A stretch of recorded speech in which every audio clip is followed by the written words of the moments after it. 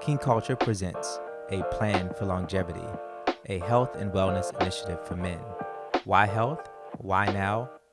At King Culture, we're equipping men to become selfless leaders, and part of selfless leadership is developing a strategy that ensures not only your well-being, but the well-being of those you're responsible for.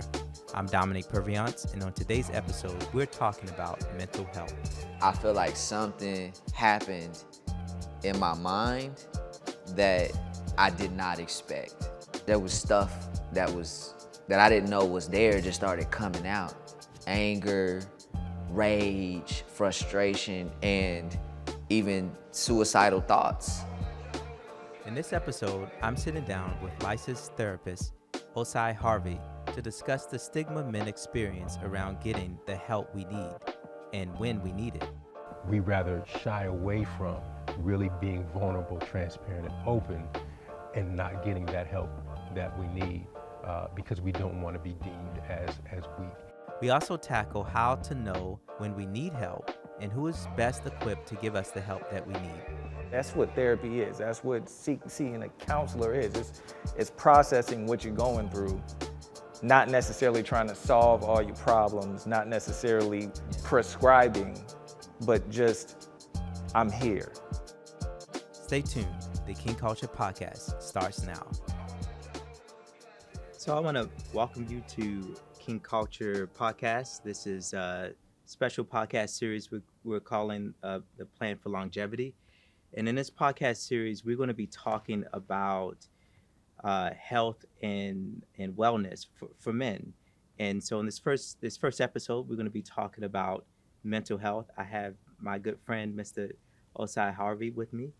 And if you would just give a basic introduction, who you are, what you do, and how you got into the field of mental health. Yeah. First of all, thank you for inviting me. It's really a pleasure to be here, just to talk about the importance of mental wellness. It's really important to me, obviously. I mean, it's something that I think that I've been called to do. I grew up in Sacramento, California, came to Atlanta in '98, pursued a BA psychology at Morehouse College. At that point, I went ahead and got my master's degree in professional counseling. And fast forward a little bit, picked up my licensure in professional counseling in 2013. And it's always been something that I've been passionate about, talking to people, listening to people, giving advice, even when I was a young lad, that's always been a part of my nature. And always felt that making sure that you're in a good mental space is going to allow things, every aspect of your life, to be in a place of health as well. Yeah. It's just like when you're doing a mental wellness, I'm sorry, not a mental wellness, but a medical wellness check. Annually, you have to make sure that things are in place, right? It's the same thing with mental wellness. Yeah. If the mind is not in a good space, then everything else is going to be rocky. Right. So can you explain just a basic difference between what a psychiatrist is and what a therapist is and what they do, and how do I know if I'm having some mental health issues? Who do I need to talk to? Good question, and I get that question a lot, as a matter of fact. So the difference, let's say, between a psychologist and a psychiatrist, typically a psychologist is one that receives a doctorate in psychology.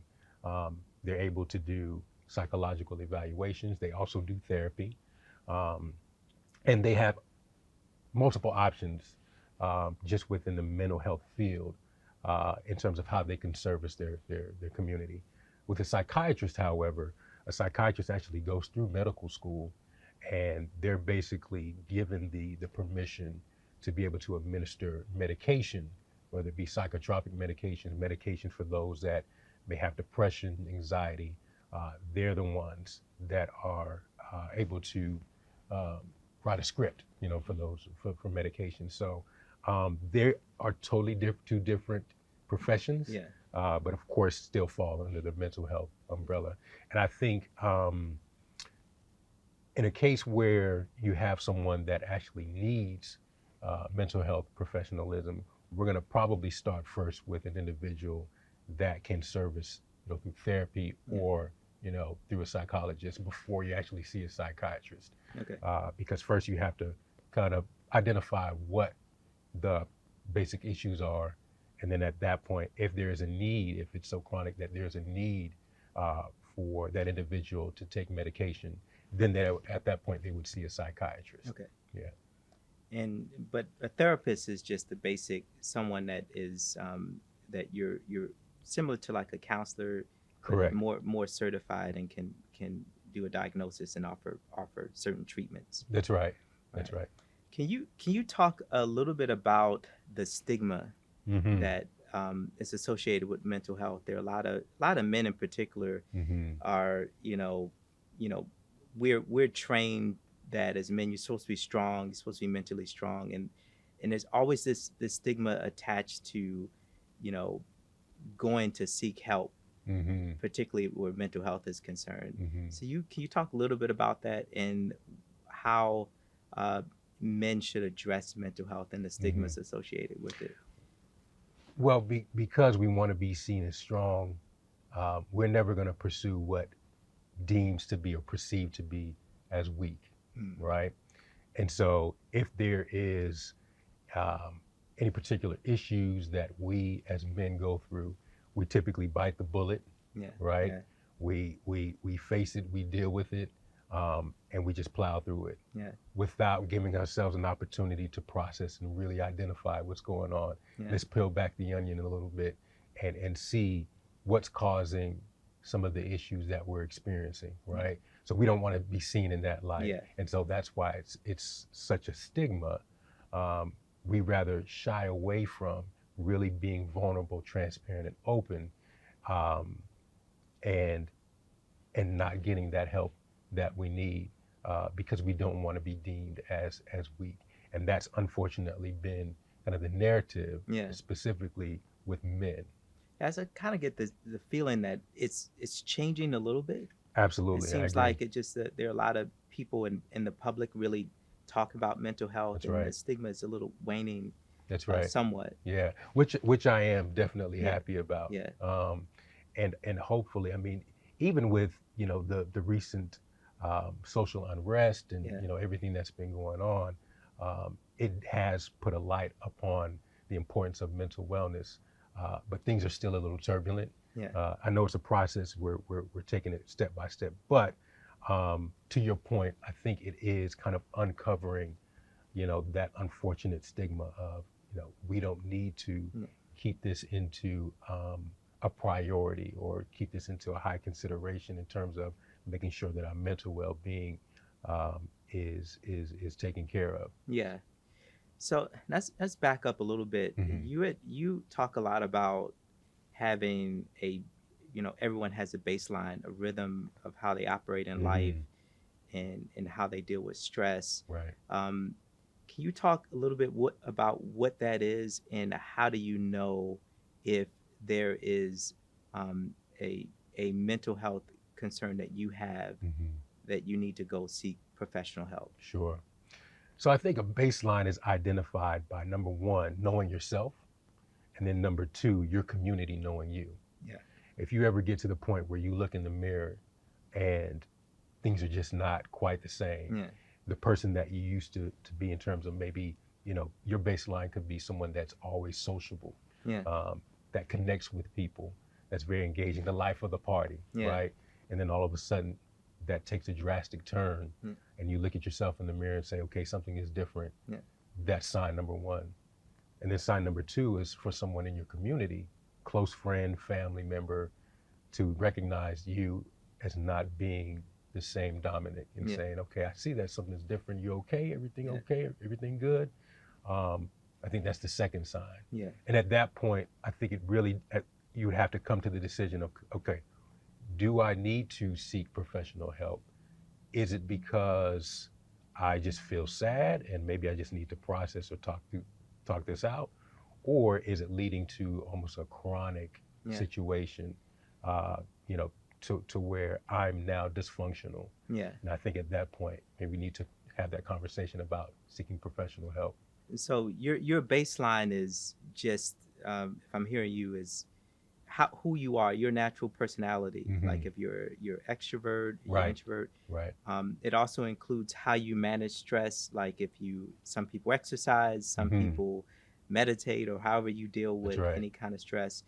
And if that's off, if you're not yourself anymore, if you're not interested in the things that you typically are interested in, or if somebody else in your community recognizes that there's something different in you, Mm-hmm. then that's sort of an early warning sign that there might be a health issue. Right. Can you talk about the importance? Because for me, I'm a natural introverted guy. Like I'm not, Likewise. I don't share my emotions that much. Mm-hmm. You know, I'm good with not having a big community of people around me. Mm-hmm. Mm-hmm. But the way you describe this, um, if you are someone that kind of sticks to yourself, you know, how do you what is the danger of not having someone, a community of people Mm-hmm. around you that can recognize when Mm-hmm. there's something different, and how do you Mm-hmm. manage that? Yeah. Well, I think in most cases, if knowing yourself, you know if you're not doing the things that you're accustomed to doing, that something is off. Um, you at that point would know, all right, I need to make some adjustments here. Um, it is difficult, however, when you don't have a community Yeah. um, that will be able to identify that something is off, and that can at least initiate, hey, we Yeah. need to take some steps in the direction of getting some help. Um, we also recognize this in individuals that we're close to that may have, some medical issues, Yeah. right? If we see that things are off, or they're moving a little, so they're lethargic, then we're going to address that, Yeah. with them. But for an individual that are, typically, by themselves, that sort of thing, some of the telltale signs can be even just the physical. What am I seeing in my outward appearance that is not what I'm accustomed to seeing on a day-to-day basis? If I'm not taking care of myself, grooming, if I'm Yeah. not brushing my teeth, getting up, Yeah. and getting breakfast, if I'm in the bed all the time, Yeah. some of these patterns can definitely raise an antenna. And at that point, you would have to tell yourself, I need Yeah. to seek some help. Absolutely. What are some of the cultural norms that make it challenging for men in particular to deal with mental health issues? We were chatting a little bit earlier about, a lot of guys, anger is sort of how they handle That's right. everything when they're stressed, when they're tired, when they're hungry. That's right. It's like, That's right. and so, and you had an interesting perspective on anger and Mhm. sort of what it may indicate for men, Mhm. and how our cultural norms around how men are Mhm. supposed to react to things can Right. actually get in the way Right. of you dealing with your mental health issues Right. the way you should. Yeah. Yeah. Typically, men exhibit their depression through anger.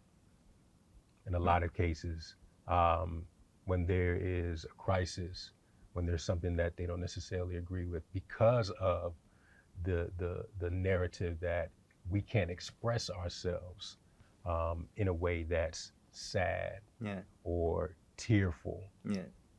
We're told to suck it up, Yeah. keep it to yourself, deal with it, sweep it under the rug. And oftentimes, all of that pressure is being built. It's like a volcano. It's being built up to now where it becomes, and it's manifested in the form of anger, but really it is depression. Yeah.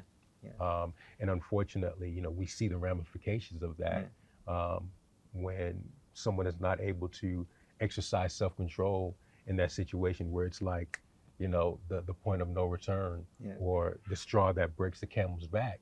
There may be that small incident that all of a sudden that young man is going to erupt, because there's so much that has been unaddressed, so much that's been compacted to the point where it's that one thing that's going to send him over the edge, and there's unfortunately consequences that come along with that. Yes, I think it's important because, it's particularly in our community, you have a lot of young men that are just angry, and they express their anger Mhm. in sometimes unfortunately violent ways, either in relationships or whatever. Mhm. And it's, you know, it becomes a problem. They now have to deal with the consequences. Mhm. But if we had a way of, you know, understanding that this is a mental health issue early, Right. and understand that anger is a way that you're dealing with depression, we can prevent it from being bottled up and then Right. exploding That's right.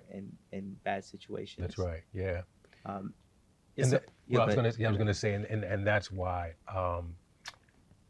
it's important for individuals like myself, with my color, with my gender, to come to the forefront and say, hey, this is real. Yeah, This is something that we can't ignore, yeah, because we have ignored it for a very long time, yeah, because simply we haven't figured out what all of this means. yeah, This mental wellness and mental health is not something that is taken as seriously as our medical health, yeah, or something that we consider, we place high value in our lives. It's something that's just kind of in the radar. yeah, So for as African American males, when they can see that there's another male yeah, talking about the importance of mental wellness and being transparent, being vulnerable, then they can say, okay, you know what, that makes sense. yeah, That makes sense for me to have a platform, whether it be through a therapist or a psychiatrist, but to have that platform to express some of these things that have been going on that I haven't addressed, then I think that's important. So I make an effort, to yeah, get yeah, out there and to really make sure that young men of color understand that this is significant. yeah. It's important. Mm-hmm. Um, so can you talk a little bit about when guys come to see you? Mm-hmm. Obviously, you don't just deal with men; you deal with just people in general. Yeah. But when a patient comes to see you, Mm-hmm. what can they expect? How do Mm-hmm. you diagnose them, and what kind of treatment Yeah. are would someone get from a Yeah. therapist? Well, from their lens, they come in with the expectation of, I don't know what I'm getting into. This is new. I'm Yeah, scared. I'm afraid. I've never been in a position where I have this opportunity to be fully transparent about what's really going on in my life. And they get to a point where they discover it's not just what the surface thing. It's not just the surface thing. It's a lot of things that have been swept under the rug, as I mentioned before, that has led to this point where they've become dysfunctional. From my end, as a therapist, we do what is called an initial intake, and I basically ask questions, get some background, figure out if there's a crisis, if there's been any trauma, um, what individuals are actually tied into the current crisis. Um, Dig a little deeper in terms of history, relationships, with parents and family and that sort of thing. So we get all of that information during the initial intake, um, and at that point we provide the opportunity, or I provide the opportunity, to process. Let's dig deep. Let's conceptualize what all of this means. Let's connect the dots, because when we're able to connect the dots, then we can define what all of this means. And then at that point, we can take the steps into wellness, right? Okay. What that looks like, and how do we counteract, some of those things that have become so dense and toxic, and be able to live a life of wellness. So that's kind of the process initially, with Yeah. that first session. Yeah. And treatment, once you diagnose someone Mhm. and do the initial assessment, Mhm. then you develop sort of a treatment regimen for them, and that means figuring out how they cope with stress and anxiety, and Right. helping them find some healthy ways to do that. Can you That's talk right. a little bit about that? Yeah. So one of the models that I use is called cognitive behavioral therapy, dialectical behavior therapy as well, CBT and DBT. So as I mentioned before, my job is to really identify what it is that's causing this individual to be in the state that they're in now.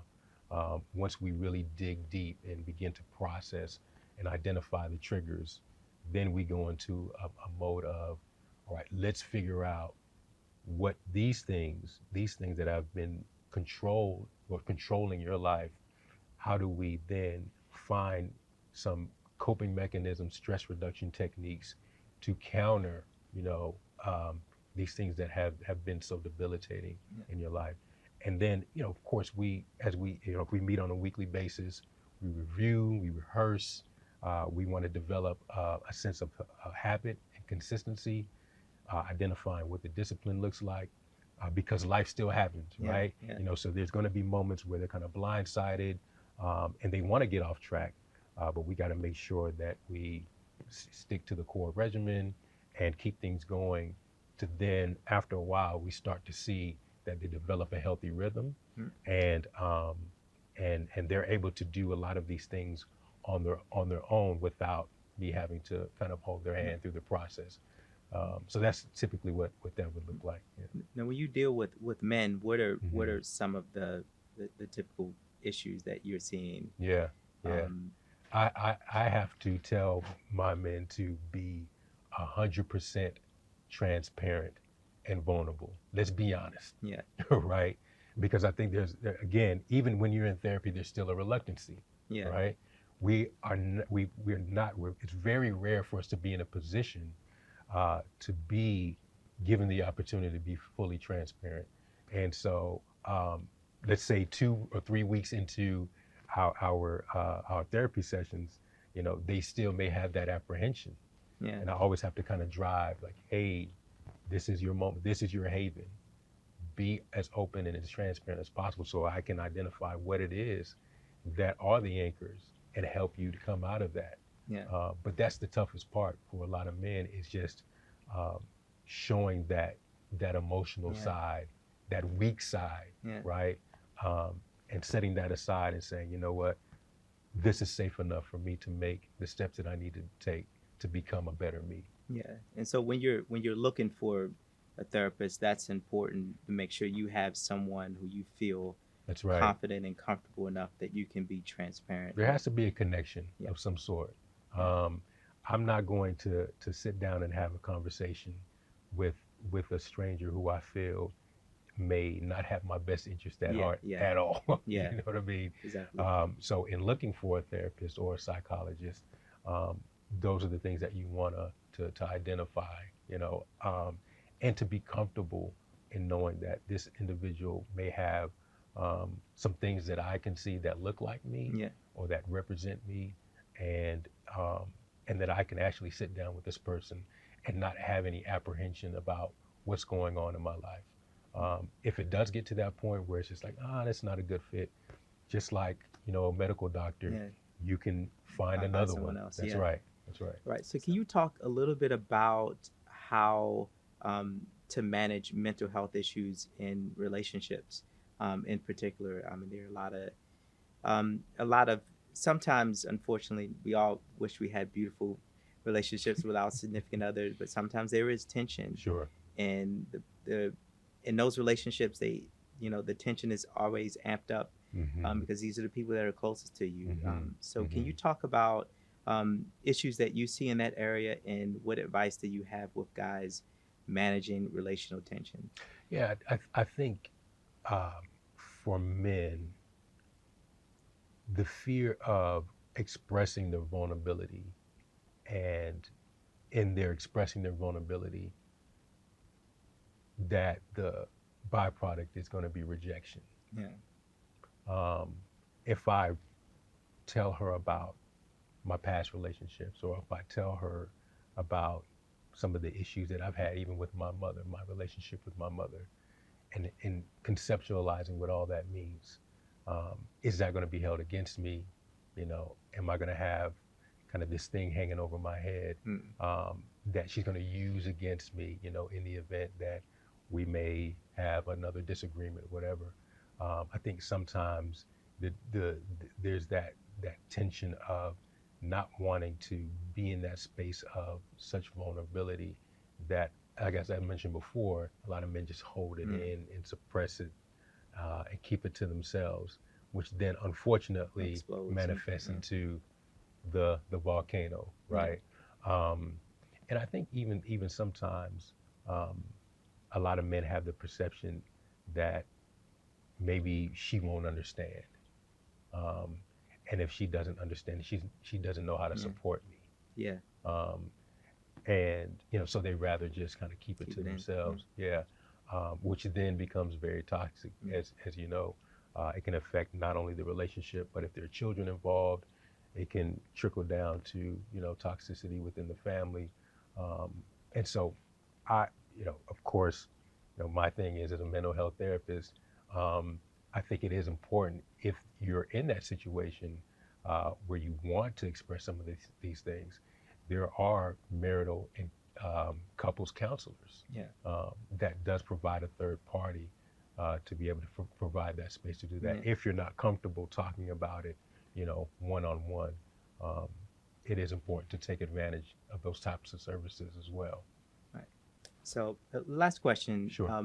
If you were giving advice to men just on they feel relatively healthy, they don't have any major issues going on, what are the things that they can do to make sure that they are always maintaining a good mental health? Good question. So I have an acronym, and it's ACT, A-C-T.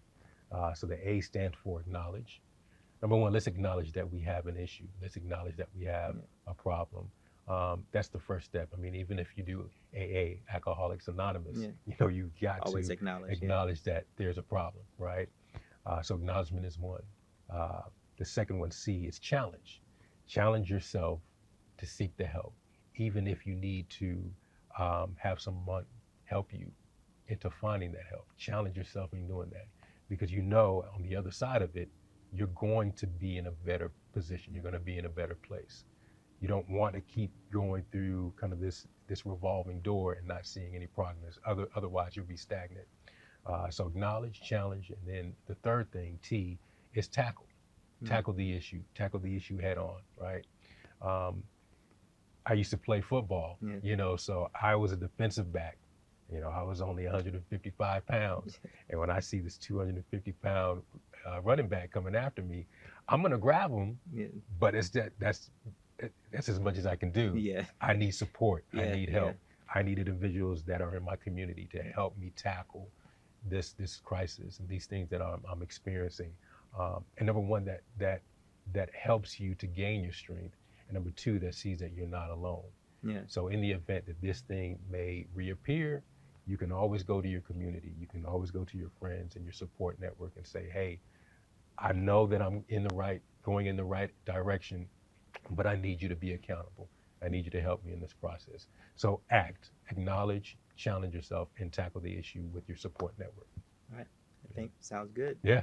Thanks, man. It's been Absolutely. a pleasure. Absolutely. It's good to be here. Thanks for being here. Absolutely. All right. Thanks for listening to this edition of the King Culture Podcast. For more information on a plan for longevity, visit us online at kingculture.org and fill out your personal health inventory. Follow us on social media at King Culture Inc. And don't forget to like, comment, and subscribe.